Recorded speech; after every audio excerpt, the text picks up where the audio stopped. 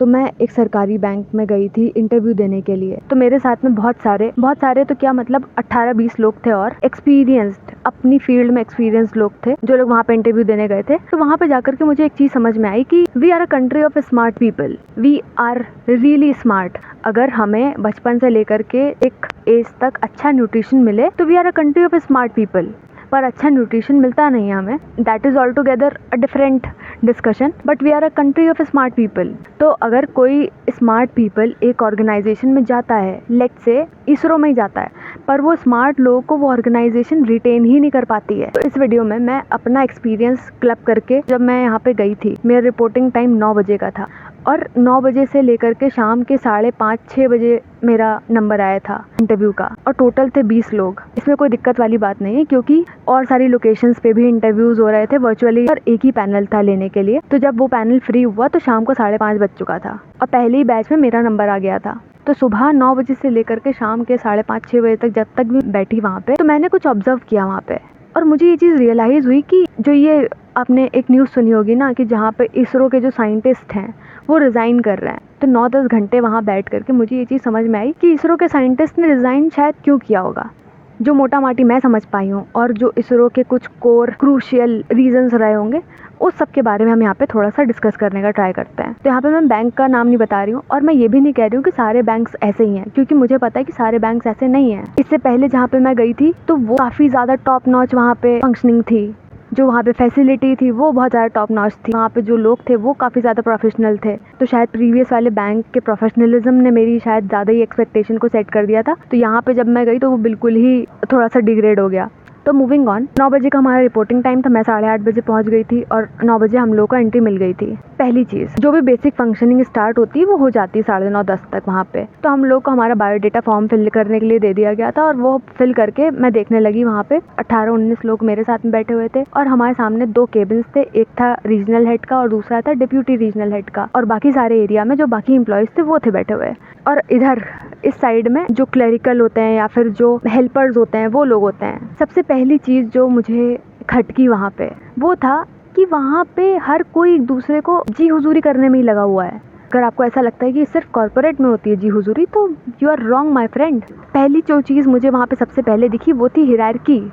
सबकी वहाँ पे इनविजिबल क्लासेस बटी हुई हैं और हर कोई एक दूसरे को लोअर क्लास की तरह ट्रीट कर रहा है। मतलब कि जैसे अगर रीजनल हेड है तो वो डिप्यूटी रीजनल हेड को लोअर क्लास की तरह ट्रीट कर रहा है, जो लोअर रीजनल हेड है वो अपने आप को हिरार्की के ऊपर सबसे रख रहा है, और जो बाकी सारे एम्प्लॉयज़ हैं वो उन असिस्टेंट्स को एक तरीके से स्लेव्स की तरह ट्रीट कर रहे हैं। कि मतलब अगर आपको 5 मीटर दूर जाना है पानी की बोतल भरने के लिए, तो सारे एम्प्लॉयज़ उस एक इंसान से बोल रहे हैं कि तुम पानी की बोतल भर के लाओ। पेन अगर ज़मीन पे गिर गया है तो वो आकर के हेल्पर ही उठा के दे रहा है। सुबह से लेकर के शाम के टाइम तक 2 केक कटे थे। So that was not the concerning part, क्योंकि कॉर्पोरेट में भी कटते हैं, प्राइवेट ऑफिसेज में भी कटते हैं, but the concerning part was कि एक केक कटने गया है केबिन में और उसको काटने के लिए इतनी ज़्यादा जी हुजूरी कि मतलब 40-45 मिनट खाली उन लोगों ने जी हुजूरी करी है एक दूसरे को। I can not use that word. Moving on, मुझे 3 या 4 असिस्टेंट दिख रहे थे वहाँ पे जो कि एक क्यूबिकल के अंदर बैठे हुए थे, और एक असिस्टेंट डेडिकेटेडली रीजनल हेड को रिपोर्ट करते थे। रिपोर्ट क्या मतलब कि मान लो कि बस उनके ही असिस्टेंट की तरह काम करते थे। जैसे ही रीजनल हेड घंटी बजाएंगे वैसे ही, चाहे वो असिस्टेंट कुछ भी कर रहा हो, पानी पी रहा हो, चाहे वो वॉशरूम में, उसको 1 सेकंड के अंदर बस घुस जाना है रीजनल हेड के केबिन में। ठीक है, दैट इज़ एक्सेप्टेबल, होता ही है, चलता ही होगा, ये हमारी तो स्टेट ऑफ माइंड आ चुका है, चलता ही होगा, चलो ठीक है, मान लिया मैंने। और ये भी समझ में आता है कि बहुत सारा प्रेशर होता होगा, बहुत सारा काम रहता होगा, प्रेशर हैंडलिंग बहुत ज़्यादा रहती होगी, तो ठीक है। पर वो 55 साल के जो असिस्टेंट थे, उस इंसान की कोई तो प्रोफेशनल डिग्निटी होगी कि वो अगर लंच कर रहे हैं तो उन्हें आधा घंटा डेडिकेटेडली लंच करने के लिए नहीं मिल पा रहा है। 2 से ढाई का लंच है तो वो 2 से ढाई के बीच में भी उनके लिए कंटिन्यूअस घंटी बज रही है कि उनको बार बार उठ करके लोगों को वो करने जाना पड़ रहा है। उन्हें ढंग से अपना लंच करने का ही मौका नहीं मिल पा रहा है। और ऐसी बहुत सारी चीज़ें थी जो हुई वहाँ पे, बट मैं यहाँ पे नहीं डिस्कस कर सकती। हो सकता है कि लोगों को वो चीज़ें समझ में ही ना आए, उन्हें लगा ये तो नॉर्मल है, हम लोग के लिए ये चीज़ नॉर्मल बन चुकी है ना। पर वहाँ पे 9 घंटे रह करके मुझे समझ में आया कि हमारे ऑर्गेनाइजेशंस में अभी भी कॉलोनियल एडमिनिस्ट्रेटिव माइंडसेट जिंदा है, क्लास सिस्टम जिंदा है, हिरार्की जिंदा है, ब्यूरोक्रेसी जिंदा है। और मैं क्लास सिस्टम यहाँ पे क्यों बोल रही हूँ, क्योंकि जो असिस्टेंट है उसे ढंग से लंच करने का ही मौका नहीं मिल रहा है। आधा घंटा अगर उसे लंच करने का मिला हुआ है तो वो उसका आधा घंटा है ना, पर ऑन द अदर हैंड जो हिरार्की में ऊपर है उसको वीआईपी ट्रीटमेंट मिल रहा है, उसको वीआईपी हॉस्पिटैलिटी मिल रही है, उसको स्पेशल ट्रीटमेंट मिल रहा है, उसको स्पेशल डाइनिंग मिल रही है। और न्यूज़पेपर में एक एडिटोरियल आया था जहाँ पे they were discussing almost the similar things. जो क्लास सिस्टम मैंने वहाँ पे बात किया वही क्लास सिस्टम इसरो में फॉलो हो रहा है, वही हिरार्की इसरो में फॉलो हो रही है। उन लोगों को भी वीआईपी ट्रीटमेंट मिल रहा है जिन लोगों को शायद कुछ नहीं आता है, जस्ट बिकॉज वो हिरार्की में ऊपर हैं इसलिए उन्हें एक स्पेशल ट्रीटमेंट मिल रहा है। प्रोफेशनल डिग्निटी नहीं है, फ्रीडम ऑफ थॉट नहीं है, खुद का सोच ही नहीं सकते हैं, आउट ऑफ द बॉक्स जाकर के अपने आइडियाज़ पे कोई काम ही नहीं कर सकते हैं। और हिरार्की होना, क्लास सिस्टम होना, ब्यूरोक्रेसी होना एक ऑर्गेनाइजेशन में, उसका मतलब सिर्फ इतना नहीं होता है कि एक क्लास पे हिरार्की पे एक इंसान बैठा है, वो अपने से नीचे लोगों को सही से नहीं ट्रीट कर रहा है या फिर लोअर क्लास से ज़्यादा ही काम करवा रहा है, एक्सप्लॉइट कर रहा है, ऐसा नहीं है। जब एम्प्लॉयज़ या फिर जो जूनियर्स है वो अपने सीनियर्स से क्वेश्चन ही ना पूछ पाएँ, वो भी एक हिरार्की है, वो भी एक ब्यूरोक्रेसी है। जब जूनियर्स अपने सीनियर से क्वेश्चंस नहीं पूछ पा रहे हैं, इसका मतलब है सीनियर्स के पास में ब्यूरोक्रेटिक पावर बहुत ज़्यादा बढ़ गई है। अगर जूनियर्स अपने सीनियर्स से, अथॉरिटीज़ से कॉम्प्लेक्स क्वेश्चंस नहीं कर पा रहे हैं, रिस्की क्वेश्चंस नहीं कर पा रहे हैं, इसका मतलब ये है कि ब्यूरोक्रेटिक पावर जो है अथॉरिटी के पास में कुछ ज़्यादा ही बढ़ गई है and they are not taking accountability of it. एक तरीके से एक रिजिड हिरार्की बन गई है, जबकि बाहर कंट्रीज़ में ऐसी रिजिड हिरार्की कभी काम नहीं करेगी। अथॉरिटीज़ में और बाकी सारे लोगों में एक रिजिड हिरार्की बन गई है जो बाहर बाकी सारी कंट्रीज़ में कभी काम नहीं करेगी, क्योंकि ऐसा इन्वायरमेंट बाहर कंट्रीज सपोर्ट ही नहीं करेंगी। एक बेटर इन्वायरमेंट कहाँ पे बनता है, जहाँ पे अथॉरिटीज़ या गवर्नमेंट्स या सीनियर्स जूनियर्स आपस में कम्युनिकेट कर रहे हैं। पर हिरार्की इतनी ज़्यादा है, ब्यूरोक्रेटिक पावर इतनी ज़्यादा है कि आपस में कोई कम्युनिकेट नहीं कर रहा है। अगर कोई अपनी अथॉरिटी से क्वेश्चन पूछ रहा है तो ऐसा लग रहा है कि नहीं, ये तो हमारी डिसरिस्पेक्ट कर रहा है। जहाँ पे ये वाला फीलिंग आ जाए किसी अथॉरिटी के अंदर, तो मतलब कि they do not understand what environment is, they do not understand what accountability is, they do not understand what communication is.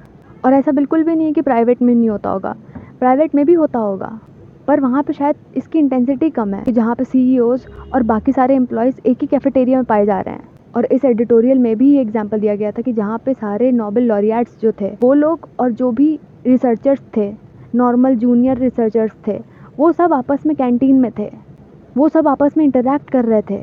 वहाँ पे किसी को कोई ब्यूरोक्रेटिक कॉम्प्लेक्स नहीं था या सीनियरिटी कॉम्प्लेक्स नहीं था। जो नॉर्मल रिसर्चर्स थे, जो नॉर्मल स्टूडेंट्स थे, ग्रेजुएट्स थे, वो सब आपस में खाना खा रहे थे, वो सब आपस में कैंटीन में बातें कर रहे थे। वहाँ पे किसी को कोई ब्यूरोक्रेटिक कॉम्प्लेक्स नहीं था, कोई सीनियरिटी कॉम्प्लेक्स नहीं था। जो यंग स्कॉलर्स है वो अपने सीनियर साइंटिस्ट को ओपनली क्वेश्चन कर सकते हैं किसी भी प्रेजेंटेशन के दौरान, और सबको पता है कि सब लोग एक दूसरे की रिस्पेक्ट कर रहे हैं। सीनियर्स को भी पता है कि ये जो यंग स्कॉलर है, ये यंग ग्रेजुएट्स हैं, ये रिस्पेक्ट कर रहे हैं हमारी। और रिस्पेक्ट मिलनी किस हिसाब से चाहिए, ये क्या डिसाइड करता है? इंटेलेक्चुअल कंट्रीब्यूशन ही तो डिसाइड करना चाहिए। जितना आपने एक ऑर्गेनाइजेशन को इंटेलेक्चुअली कंट्रीब्यूट किया है, देश के ऊपर आपने इंटेलेक्चुअली कंट्रीब्यूट किया है, that has to be the basis of your respect, ना कि हम आपसे डर के आपको रिस्पेक्ट देने लग जाएं। और अगर आपको आपके इंटेलेक्चुअल कंट्रीब्यूशन के हिसाब से आपको रिस्पेक्ट मिल रही है, इसका मतलब ये नहीं हो सकता ना कि आपको बिल्कुल अलग ही डिफरेंट अपनी क्लास ही क्रिएट कर दो। हमें वीआईपी ट्रीटमेंट ही मिलना चाहिए, उससे कम बर्दाश्त नहीं है। ऐसे कभी भी साइंस प्रोग्रेस नहीं करती है, ऐसे कभी टेक्नोलॉजी प्रोग्रेस नहीं करेगी। ये तो एक तरीके के इकोसिस्टम की बात हो गई। और भी बहुत सारी चीज़ें हैं जो इसरो के उस एडिटोरियल में थी, जहाँ पे कई सारे लोग एक दूसरे से बदला लेने की भावना से सारा काम कर रहे हैं, एक दूसरे से बदला लेने की फिराक में रहते हैं। तो अगर आपको ऐसा लग रहा है कि सिर्फ कॉर्पोरेट में पॉलिटिक्स होती है, तो ये रॉन्ग माय फ्रेंड। हर जगह वो कॉर्पोरेट पॉलिटिक्स घुस चुकी है। तो पहले आपको ऐसा लग सकता है कि सिर्फ सैलरी का इशू हो सकता है, कि इसरो में साइंटिस्ट को सही सैलरी नहीं मिल रही है, up to the market standard salary नहीं मिल रही है, पर ऐसा नहीं है। कुछ पॉइंट्स एडिटोरियल में ये भी लिखे हुए थे कि जो साइंटिस्ट हैं वो एक दूसरे का हैरेसमेंट कर रहे हैं, साइंटिस्ट एक दूसरे को पब्लिकली डिस्क्रेडिट कर रहे हैं, बदले की भावना से काम कर रहे हैं, रिवेंज पॉलिटिक्स कर रहे हैं। टीम्स में आपस में वहाँ पे मेंटल हैरेसमेंट होता है, इसलिए साइंटिस्ट वहाँ पे रिज़ाइन डाल देते हैं और प्राइवेट ऑर्गेनाइजेशन को ज्वाइन कर लेते हैं। और जो बात सब लोग हमेशा से बोलते चले आ रहे हैं कि जो फंडिंग मिलती है रिसर्च और डेवलपमेंट के लिए, वो बहुत कम होती है। तो एक कॉन्शियस एफर्ट यही हो सकता है कि जहाँ पे आप हर समय लोगों से या अपने से छोटों से, अपने से जूनियर से आप हर समय रिस्पेक्ट मांगते रहोगे कि हमें रिस्पेक्ट दो, रिस्पेक्ट दो, रिस्पेक्ट दो, रिस्पेक्ट दो, ऐसे करते रहोगे तो आपको कभी रिस्पेक्ट नहीं मिलेगी। हाँ, हो सकता है कि एक टाइम के बाद में आपको लोग डर के मारे रिस्पेक्ट करने लग जाएं, पर पीठ पीछे आपसे वो लोग कोई बहुत खुश नहीं होंगे। अगर लोग आपसे खुश होंगे तो ज़रूर आपको रिस्पेक्ट करेंगे। और अगर आपने कोई भी सिग्निफिकेंट इंटेलेक्चुअल कंट्रीब्यूशन किया होगा अपनी ऑर्गेनाइजेशन में या किसी के लिए भी, तो लोग खुद ही आपको रिस्पेक्ट देने लगेंगे किसी भी ऑर्गेनाइजेशन में। पर अगर आप इसी कॉम्प्लेक्स में जीते रहेंगे कि नहीं भाई मैं एक अथॉरिटेटिव पावर पे हूँ, मैं एक सीनियर हूँ, मुझे चाहिए रिस्पेक्ट, मेंटोरशिप छोड़ के अगर आप ये सोचने लगो कि नहीं मैं सीनियर हूँ, मैं एक अथॉरिटेटिव पावर पे हूँ इसलिए मुझे चाहिए रिस्पेक्ट, तो आप सिर्फ गॉड कॉम्प्लेक्स में ही जीते रहोगे और अंदर ही अंदर लोग आपसे नफरत कर रहे होंगे, उससे ज़्यादा कुछ नहीं।